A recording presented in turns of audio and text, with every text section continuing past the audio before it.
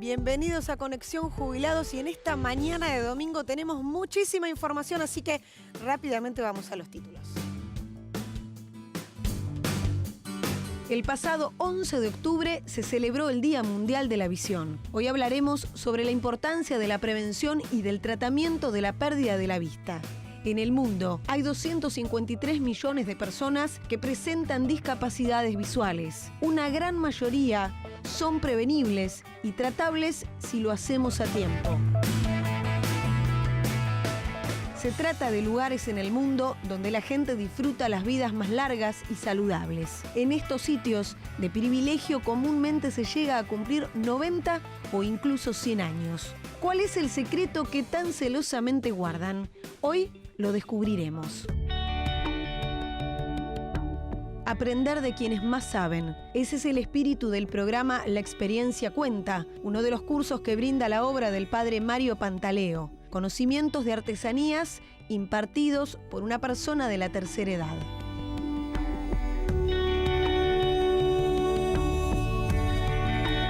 Y el jueves pasado se celebró a nivel mundial el Día de la Visión. Y qué importante es saber que el 80% de las enfermedades que provocan una pérdida de visión pueden ser prevenibles y tratables.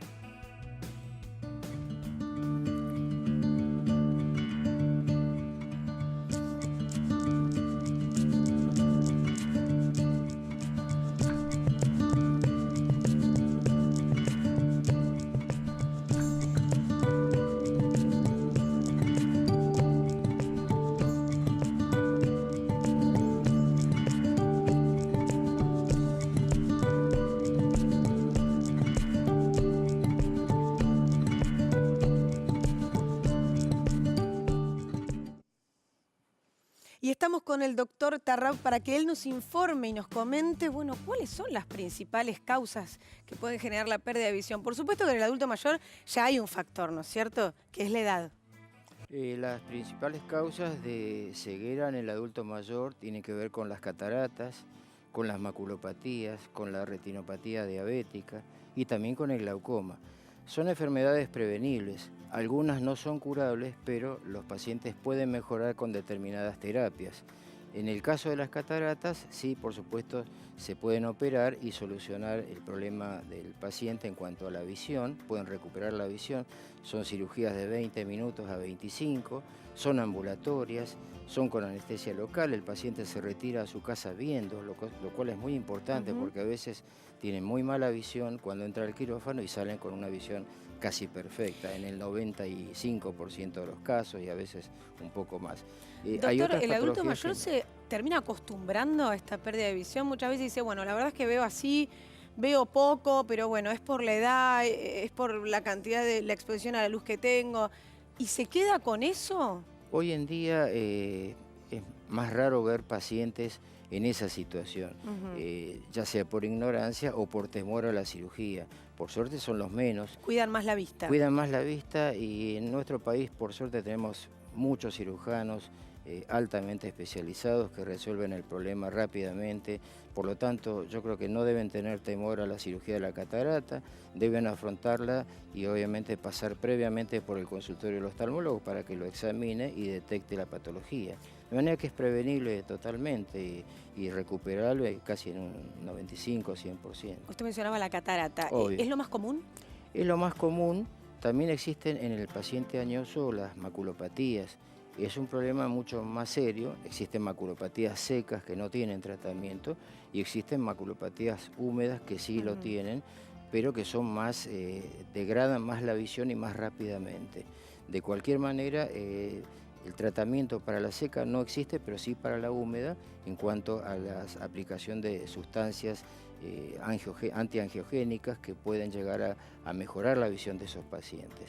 Siempre hay un poco de temor ante las cirugías. Y usted mencionaba, por ejemplo, el de las cataratas. ¿Se puede recuperar por completo la vista? Sí, hay muchos pacientes que recuperan en su totalidad la visión. Se operan generalmente un ojo y a los 15 o 20 días se pueden operar el otro. Y realmente tienen una calidad de vida pero muy superior. No llegando a algo tan extremo como la cirugía, ¿no es cierto? O tan complejo, no sé si extremo. Algo más sencillo, los lentes. Muchos adultos mayores tienen la misma graduación en sus lentes durante 3-4 años. ¿Esto es correcto, no es correcto? ¿Cada cuánto hay que ir al oculista? ¿La vista se termina acostumbrando a ese tipo de aumento? Es una muy buena pregunta porque hay pacientes que hasta que no tienen sus anteojos completamente gastados o rayados, si se quiere, no concurren al oftalmólogo. Nosotros siempre aconsejamos a nuestros pacientes que vengan mínimo una vez al año para poder evaluarlos, para tomarles la presión, para hacerles un fondo de ojo y prevenir una patología como puede ser el glaucoma en el caso de la toma de la presión o una retinopatía diabética en el caso del fondo de ojo. Son exámenes muy sencillos y breves que permiten detectar esas patologías que son muy comunes en los adultos mayores. ¿A partir de qué edad comienzan las complicaciones con la vista? ¿A partir de qué edad la gente que ahora que nos está mirando tiene que decir, bueno, tengo que estar un poco más atento? En realidad, si vamos a la presbicia es a partir de los 40, si vamos al glaucoma es después de los 40, 45, 50 años, y si vamos a las cataratas después de los 60. Y las maculopatías a más edad, más frecuencia, 60, 70, 80, 90, vemos pacientes de más de 90 años que lógicamente por los años tienen ese desgaste. Por lo tanto, a más edad hay mayores probabilidades de que desarrollen alguna de esas patologías. ¿Qué pasa con los pacientes que tienen diabetes?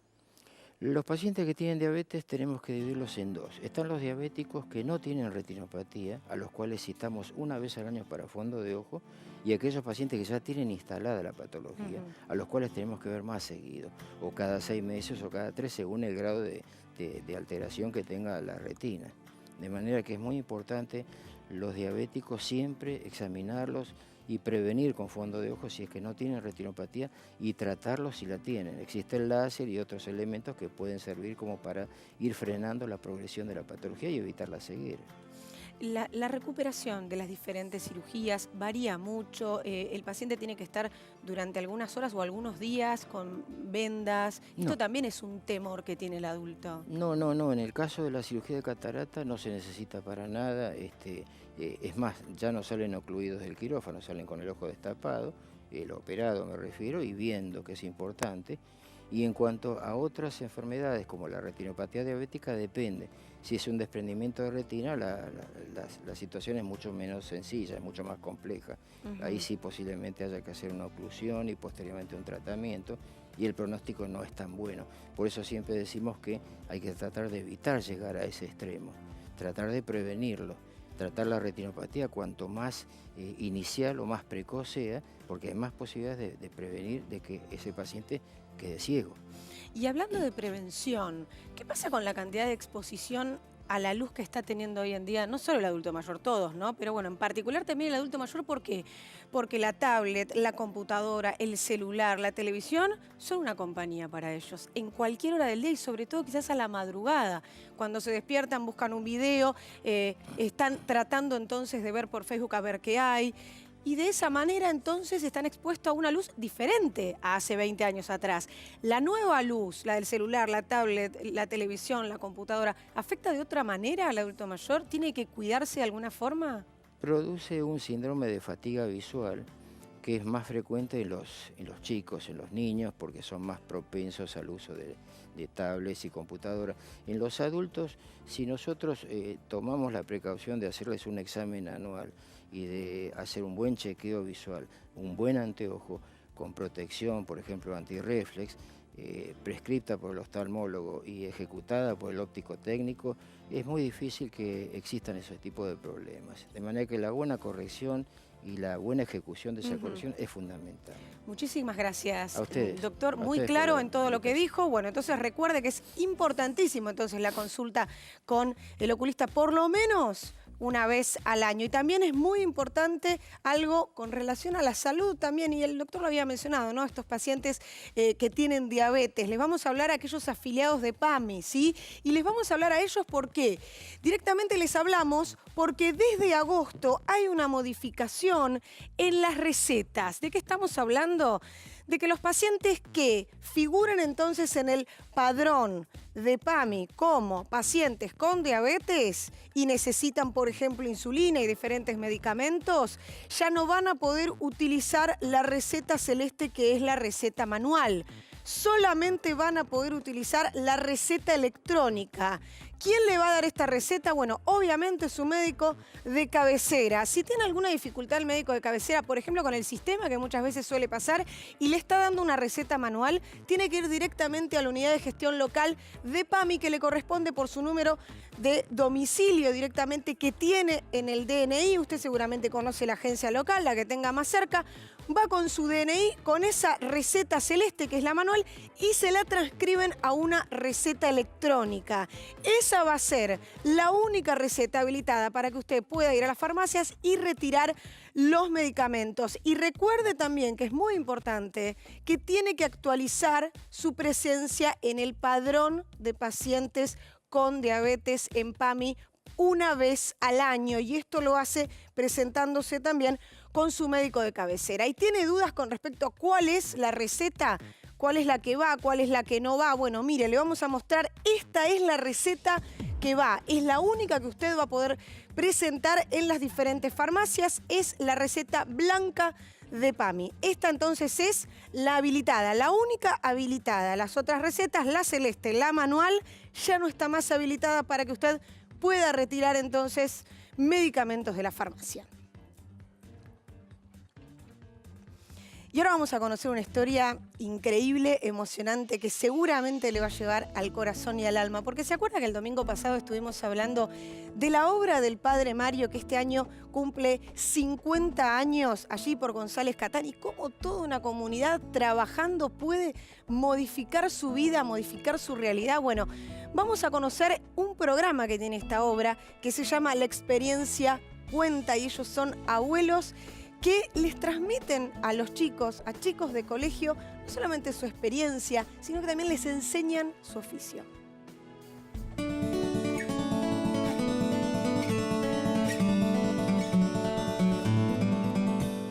Siempre le di clase a los adultos mayores. Me encanta porque son como niños. Y sería cuestión de aprender, más que nada, no sé, a mí me cuesta, porque soy malísimo para dibujar, tengo fea letra, pero más o menos la manejo. Hoy, una sorpresa, vine a enseñar a los chicos, a los niños. Me encanta porque yo tengo nietos y me encanta estar con los chicos, así joven, con los adolescentes. ¿Se portaron bien? Muy bien, están re entusiasmados. Me parece que voy a seguir viniendo a enseñar.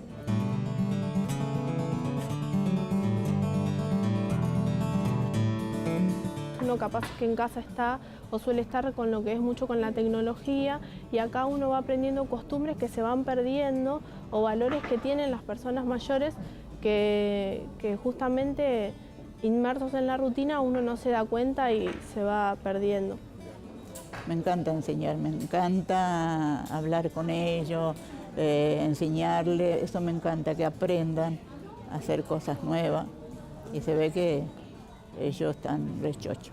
Solemos tener el día ocupado, rutinas, pero siempre hay un domingo que se comparte con los abuelos. Particularmente a mi abuelo le gusta mucho lo que es historia y a mí me gusta la historia, entonces solemos compartir, digamos, yo le hago muchas preguntas sobre, porque uno en los libros ve los contextos de forma general, y cuando le pregunto a él hacemos más lo que es historia oral, entonces como él vivenció distinto proceso histórico y me gusta mucho.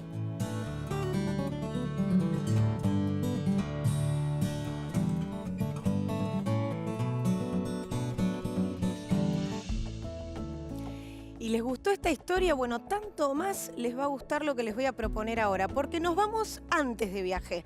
Como tenemos múltiples destinos hoy, primero les quiero mostrar estas imágenes y después les voy a contar de qué se trata.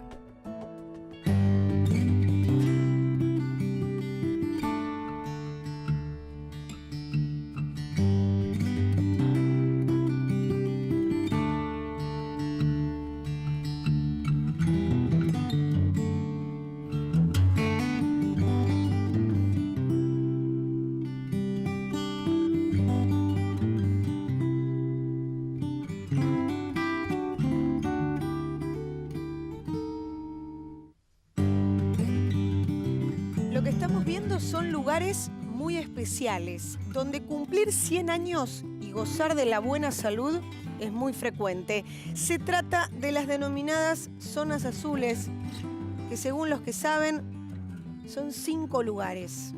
Estamos viendo ahí algunos de ellos. En Japón, Okinawa, Icaria en Grecia, Italia también está presente con Cerdeña. Estados Unidos, exactamente en California queda Loma Linda. Y en Costa Rica, la península de Nicoyá. ¿Cuál es el secreto de estos sitios que hace que las personas vivan más años que en los demás lugares del mundo? Hace ya mucho tiempo que se estudian para saber qué tienen en común, por qué la gente conserva su alegría, ánimo y sobre todo salud, que le permite seguir trabajando como ven las imágenes, hasta inclusive más allá de los 100 años.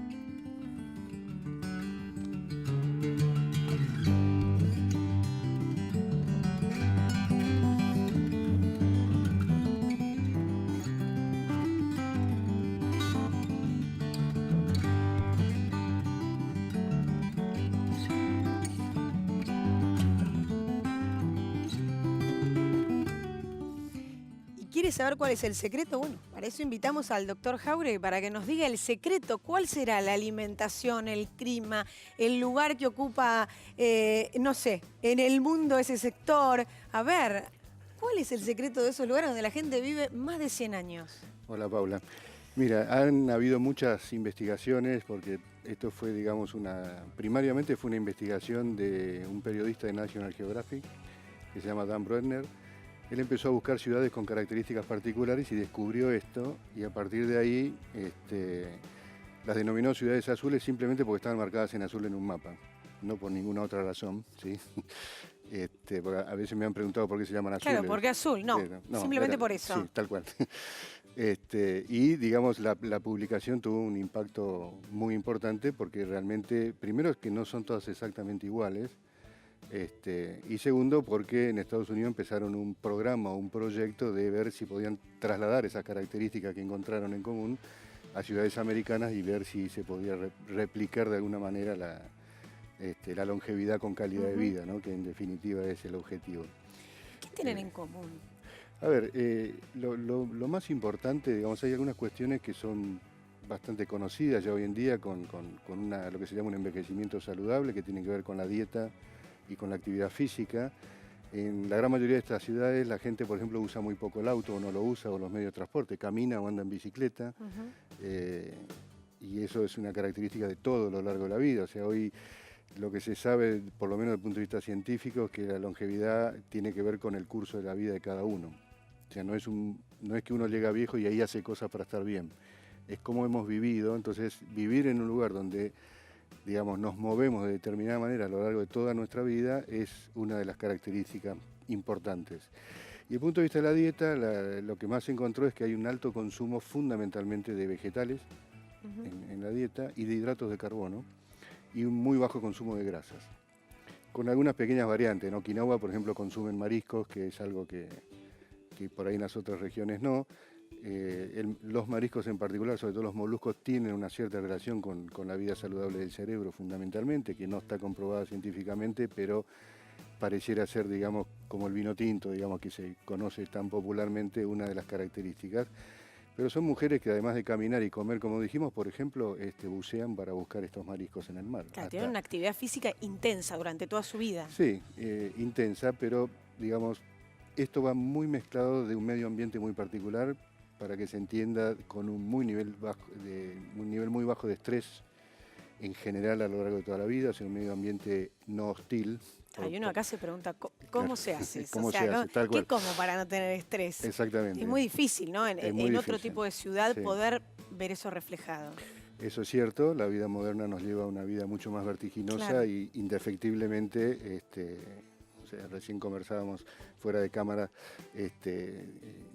no dormimos la siesta, por ejemplo, ¿no? Cosa que por ahí en pueblos del interior sí esto sucede, que es un hábito saludable. Y lo del transporte también seguramente modifica el estrés. Sí, totalmente. El manejo del transporte público, los colectivos. Los ruidos, la estimulación lumínica intensa y continua, la necesidad de, digamos, de utilizar más el cuerpo para, no sé, cruzar una calle más rápido porque el semáforo corta, etcétera. O sea, todas situaciones que en estas ciudades no ocurren.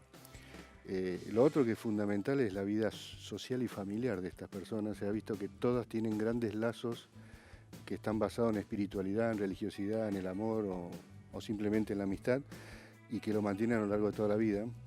Y eso también es muy, muy importante. No hay una relación con lo económico. No necesariamente, por lo menos no se encontró ese dato. No hay una Sí. relación, estas No. ciudades no tienen en particular No, un no. nivel socioeconómico extremadamente alto No. como para que haya gente Ah. que está viendo las imágenes y dice, bueno, pero, momento, No. viven bien por esto. La verdad es que no. Así es, y se vio en las imágenes eso, ¿no? Obviamente no son personas que viven en un estado de pobreza o de indigencia. No, pero digamos, más natural. pero es mucho más natural o por lo menos más contenida por la comunidad a la cual pertenecen, y pareciera que ese es un factor muy importante. ¿Qué pasa con la contaminación? Digo, no son tampoco ciudades donde No. esté presente la contaminación. Así es. Hay muy bajo nivel de contaminación, y cuando hablamos de contaminación no hablamos solo de humo, Claro. ni de gases tóxicos, digamos, hablamos también lo que decía antes, ¿no? De ruidos o de cartelería lumínica, etcétera. Y eso también es una característica. Y la última, y que no por menos importante, es que en general son personas que tienen un propósito en la vida. Esto ya fue demostrado científicamente con estudios científicos, que la gente que se levanta, aunque el propósito sea cuidar su plantita en la maceta, no importa, pero que se levanta teniendo algo para hacer, algo que quieren Eso hacer. le da fuerzas, la anima. Absolutamente. ¿Podemos soñar en Argentina? ¿En llegar a Yo creo que esta longevidad? podemos soñar. O sea, primero tenemos que empezar a enseñar estas cosas y a mostrarlas, ¿no? Ujú. Porque la verdad que los países que han logrado, digamos, una longevidad más saludable y más larga, son países que han empezado a enseñar esto en las escuelas muy tempranamente, casi en el jardín infantes. No solo la visibilización de que hay personas mayores que forman parte de la comunidad, no los esconden, ¿no? Por decirlo de alguna manera, sino que les empiezan a explicar que para poder tener esas características, bueno, hay que vivir de determinada manera. O sea, lo que nosotros conocemos muy bien desde la salud, como hábitos saludables, vida saludable, dieta saludable, etcétera, bueno, todas esas cosas están demostrando que son las que sirven, ¿no? Tendremos que lograr las ciudades saludables. Hay un proyecto de la Organización Mundial de la Salud que se llama Ciudades Amigables con las personas mayores o con las personas que necesitan, digamos, por alguna discapacidad, que es lo mismo, porque sirve para uno o para otro.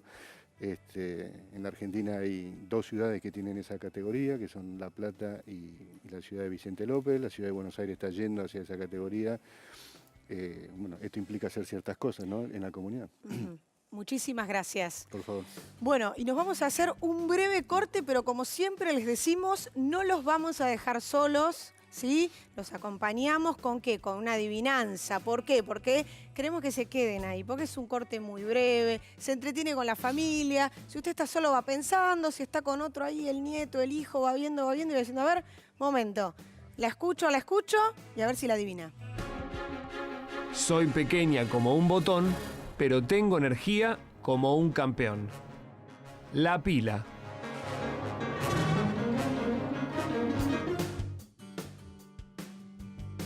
Muchísimas gracias por habernos acompañado y los vemos el próximo domingo a las 9:30. No se olvide, por Canal 9.